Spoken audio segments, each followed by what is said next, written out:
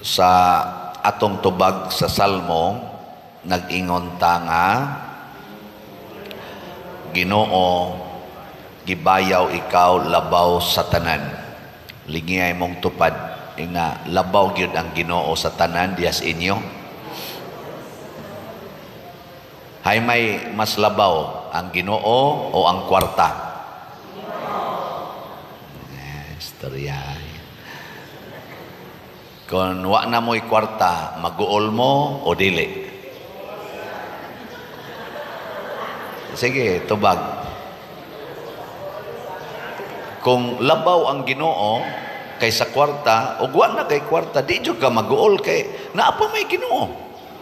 Nya labaw man ang Ginoo kaysa kwarta. Og mag-uol gani ka, pasabot labaw di ang kwarta kaysa Ginoo. Bihay may labaw, ang imong anak o ang Ginoo. Unya kun ang imong anak gikulatas inyong silingan, unsa man, masuko ka o dili? Sige, tubag. Wa na mo tingog.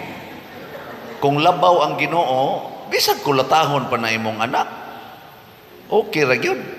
Total, ang Ginoo naaman. Wa man kulataha.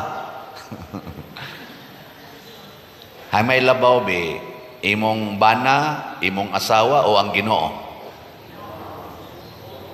Nya kun mga bit ng imong bana o imong asawa, masuko ka, mag-uol ka o dili? Oh, kung labaw ang Ginoo, ayaw kaguol. Bihay may labaw be, nimong gimahal ang imong balay o ang Ginoo? O niya rog masunog imong balay, mag-uol ka dili? Oo, perti magay na tong pangural ng balay. Pangural gyud, kay di gyud pasagulag lain. So, mao na usahay, lupig ta siyawa. Ang una gyung gihatag ni Hesus pagpadala niya siyang mga apostoles ang gahom sa pagpapahawag yawa. Ug unsa may timailhan nga ang yawa mibuntog nato kun mosalig na tas mga butang ug mga tao sa kalibutan. Mao na ang instruction ni Hesus diri, ayaw kamo pagdalag pagkaon ni puntil ni kwarta o bisan unsa, gawas lamang sa sungkod. Kay mga ligid niya sila. Pero ang sungkod, wag po na kapuslanan. Nya, ayaw mo pamugos kung naay taong di mo dawat ninyo, balhin lang sa ngadtos lain. Itaktak lang ang abog sa inyong tiil. Nya, dito mo saka sa nagdapit ninyo. Wa mo ingon ang Ginoo, dito mo saka sa arang-arang pagkabutang. Dito mo saka sa mga dato aron siguro mo makakaon. Ang iyang gingon, kinsa tong nagdapit ninyo. Unya ayaw na mo balhin sa laing balay. Hangtod mo biya mo anang lungsura. Unsa may pasabot sa Ginoo ani nga ang iyang mga pulong, ang iyang presensya sa atong kinabuhi maoy tinuod nga security o gahom nga mo panalipod nato, dili ning mga kwarta, dili ning mga balay, dili ning tanan nga mga atong gilauman, mga uma, mga tanom. Nakaroon porting lunop sa Davao, labi na Davao Oriental. Ang mga balay, wa na'y mga tao kay gisanapan nas tubig. Ang ilang mga tanom, gipatay nas tubig. Ang ila ganing ubang mga tao, gipatay na sa landslide.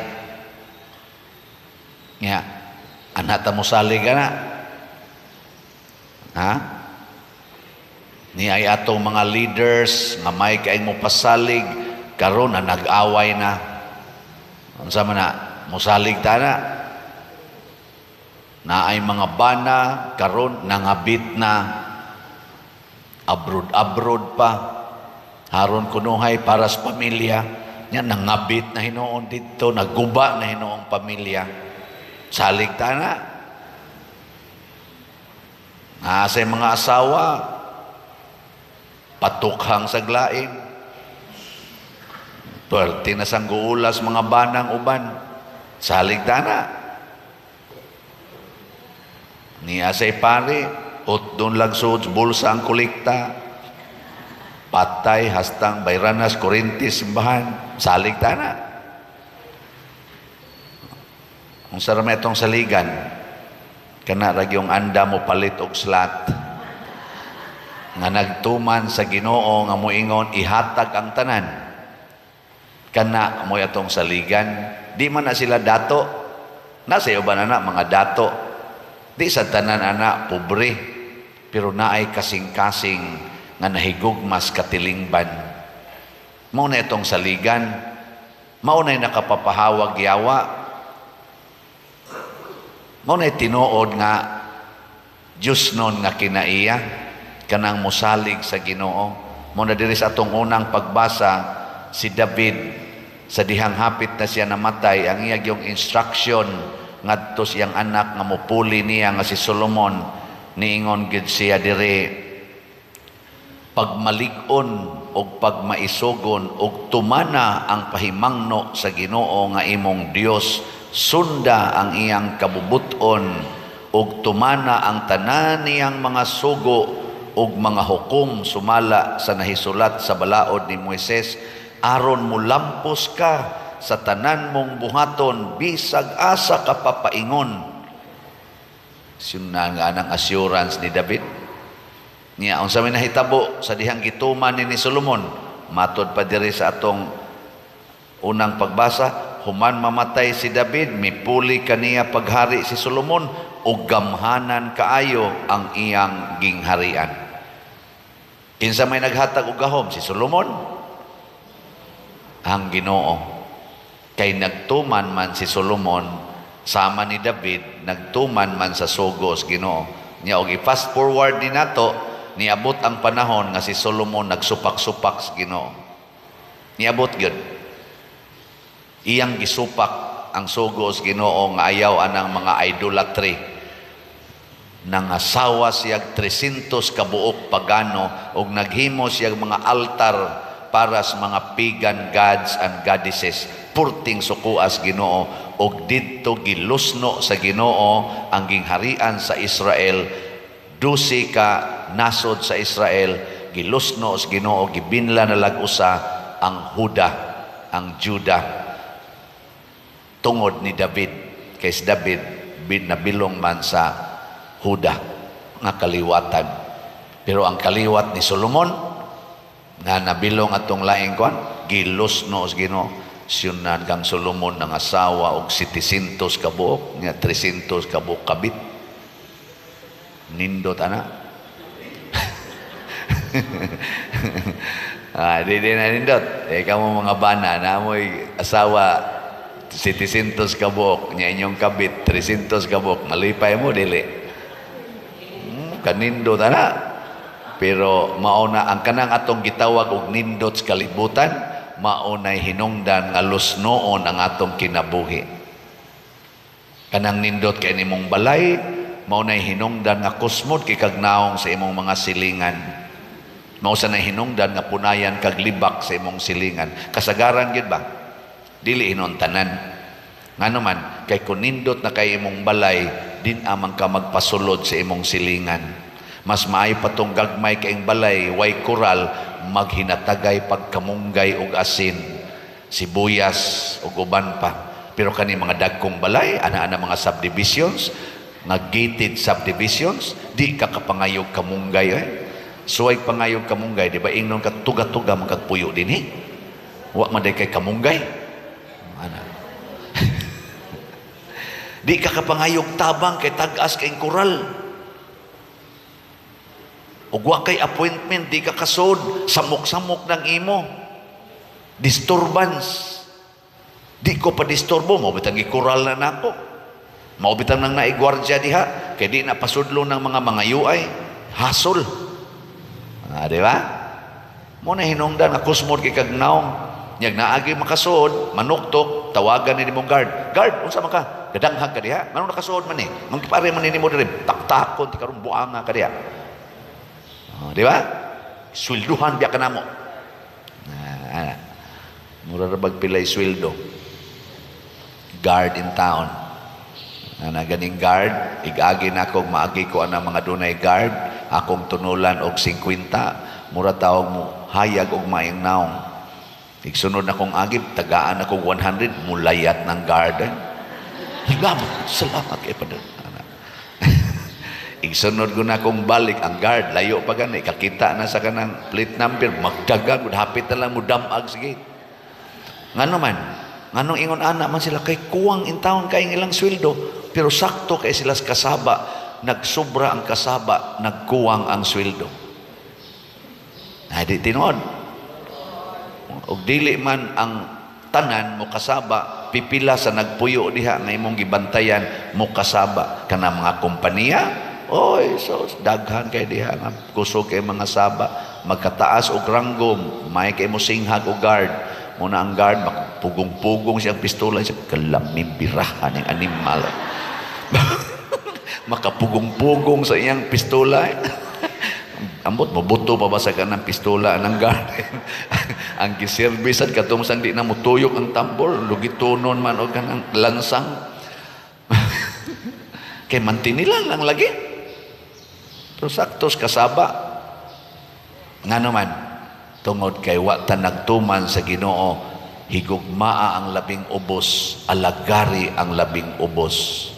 Kay unsay imong buhaton sa labing ubos, mo na imong gibuhat nako. Unsa ko na to paghimo anag nahigugma tas kwarta? Muna lipay kay ko nga duna pagyoy mga kasing-kasing nga moalagad sa labing ubos.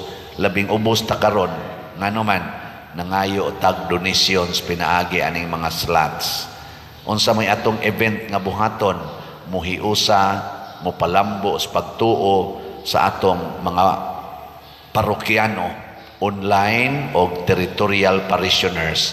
Kanilang mga kapilya karon o wapagin mo kakuyog, karon man ang last nga motorcade, swear gumugkuyog, tanawa ninyo ang gibuhat sa mga kapilya pagka ninduta paminahon o tanawon.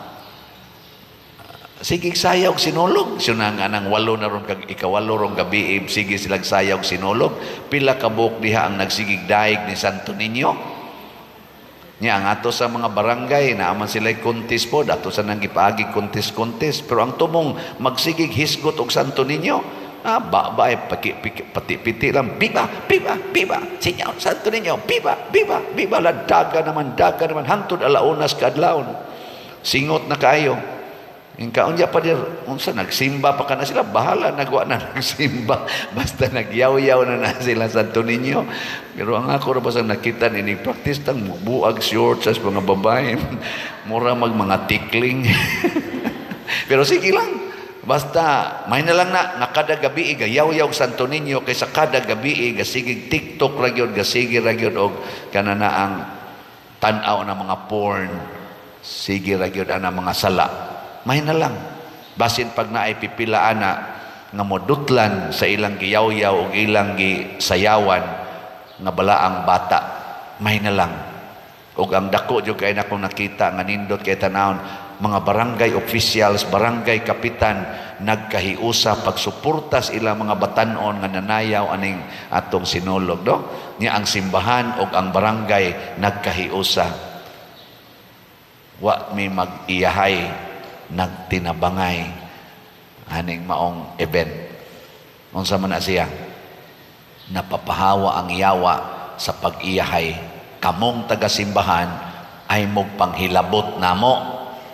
Ana man din na.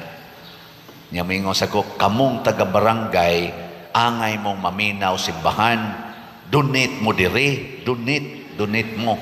Aron di mo gabaan, kamong taga-kapilya, donate mo diri, mao ni inyong kota. Ana, wa ko maingon ana. Unsa may akong gibuhat, kitang tanan mamalitag slots nya ato ning gamiton sa pagdaig ni Santo Niño, pinaagi ning ato karong sinulog nga mga presentations og mag-inambitay ta. Ambitas atong pagkaon Munang duna sa type andamong pagkaon ani og hinaot unta makakaon ang tanan nga moanhi karong Sabado puhon. Wa untay mulakaw nga empty stomach. Muna naatay Litson Challenge. Gawas atong slot, natay 50 slot challenge sa HGM, naa sa tay Litson Challenge. Tagpila maning atong slot sa Healing Joy of Santo Niño, tag 100 pesos. Ang atong halin niabot na og 14,145 slots, na apay 10,855 slots nga available, tag 100 pesos per slot. Atong pakpakan ang namalit ni ini. Salamat kayo. Kutobra ni karong Sabado. Og di ni mahurot ika Sabado, ilahos natos Domingo. Aron gyud mahurot ni kay mao man ni atong gigamitan. Nya kay na short man ni kay daghan mang adisyon, hasta gani ning Litson o man ni namo mahuna-huna. Nag-andam rata og mga 2,000 ka pack meals. Ambot og mapaigo manas manambong og di mapaigo kamong dili nakadawat og pack meals anang ikasabado puhon, i-share lang na atong wasad kadawat. I-share ba? Hotdon sa inyo kaon, kamo ray madiabetes, kamo ray makolesterol. So i-share lang. Pero baling kamo mo nang doon natay Litson Challenge nga tag 15,000 kada Litson. Mangayo lami og kwarta nga naman kami lay palit kay kun kamoy mo palit og malit na niyog deliver patay sad mi og ma-advance ag deliver wa na say lami no. Kita na lay mo order kinahanglan tag mga 5 tingali or 6. So naa na tay usa ka Litson Challenge. Di ba? Salamat kayo. Kuangan pag 5. Unya, ang ato sang 50 slot challenge, tag 5,000 man ni sa HGSN, na natay 114 ka 50 slot challenge as of yesterday. Pakpak yapon. Kining atong kumbinto, ato ning gipangandoy nga mahuman unta ni karong Abril.